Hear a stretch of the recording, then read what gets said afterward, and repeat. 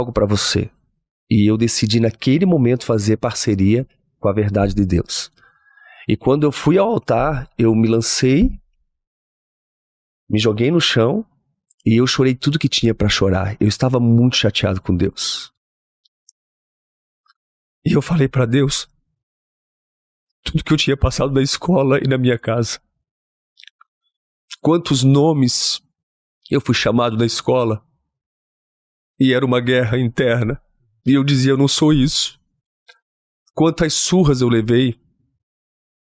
Eu falei da minha casa, do meu pai, que judiava tanto da minha mãe e de todos nós. A polícia todos os dias lá em casa. Então, eu estava questionando Deus. Por que que eu nasci? Por que que eu nasci nessa casa? Por que que eu estou vivo? Eu só não teria minha própria vida na época, aos 13 anos, quando eu entrei numa depressão profunda. Eu desisti da escola e me tranquei no meu quarto, porque eu não sabia. Se não tinha tirado minha própria vida. Para você ter uma noção, eu estava numa situação tão difícil que os meus olhos são claros, porque eu sou muito parecido com a minha mãe. E meu pai tinha os olhos escuros. Eu acreditava na mentira que meu pai não me amava, porque eu não tinha os olhos dele. Então eu tentava arrancar os meus olhos.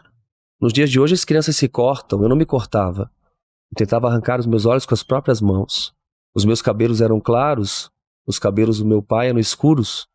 Eu puxava os meus cabelos, eu me odiava, eu me achava horrível.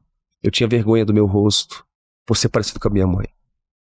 Eu queria ser parecido com meu pai porque minha mãe disse que desde quando eu nasci, meu pai nunca me pegou no colo.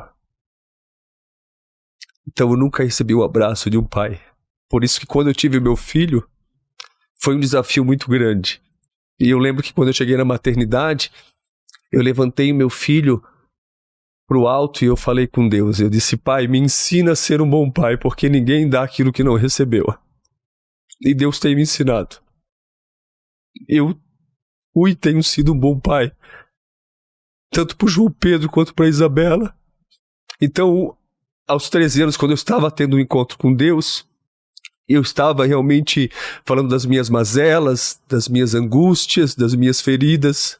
Eram muitas feridas abertas. E Deus falou para mim 3 coisas. E ali eu escutei a voz de Deus pela primeira vez. Deus falou para mim quem eu era, quem eu não era e quem eu iria me tornar. Quando eu me coloquei de pé, eu já não era mais o mesmo. Externamente, né? Exteriormente, ou melhor, eu ainda era aquele menino paralisado, mas interiormente algo tinha acontecido.